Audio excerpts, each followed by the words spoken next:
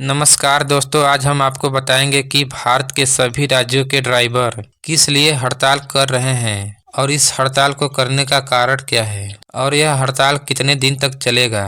तो दोस्तों, इन सभी जानकारी को मैं आप सभी को डिटेल में बताने वाला हूं। तो दोस्तों, इससे पहले अगर आप इस चैनल पर नए हैं तो मेरे इस चैनल को सब्सक्राइब जरूर कर देना दोस्तों। तो दोस्तों, आपका ज़्यादा समय नहीं लेते हुए चलिए इस वीडियो को शुरू कर देते हैं। तो दोस्तों, भारत सरकार द्वारा सभी ड्राइवर के प्रति बहुत ही गलत नियम कानून व्यवस्था लाने के कारण सभी ड्राइवरों का भारत सरकार के प्रति बहुत ही ज्यादा गुस्सा और आक्रोश सड़कों पर हड़ताल के रूप में देखा जा रहा है। तो दोस्तों, आइए सबसे पहले आप सभी को बता देते हैं कि आखिर सभी ड्राइवर लोग हड़ताल क्यों कर रहे हैं। तो दोस्तों, सभी ड्राइवर द्वारा तेज गति से गाड़ी चलाना, लापरवाही से गाड़ी चलाना और शराब पीकर गाड़ी चलाते हुए अगर किसी व्यक्ति का एक्सीडेंट हो जाता है और वह ड्राइवर किसी भी अधिकारी को सूचना किए बिना घायल व्यक्ति को छोड़कर वहां से भाग जाता है तो उस ड्राइवर को 7 लाख रुपए का जुर्माना और 10 साल तक जेल में बिताने का कानून लागू किया गया है। तो दोस्तों, यही कारण है कि सभी ड्राइवर गाड़ी न चलाकर सड़क पर चक्का जाम और हड़ताल कर रहे हैं। यह हड़ताल 3 दिनों का है। अगर सरकार इस कानून को वापस नहीं लेती है तो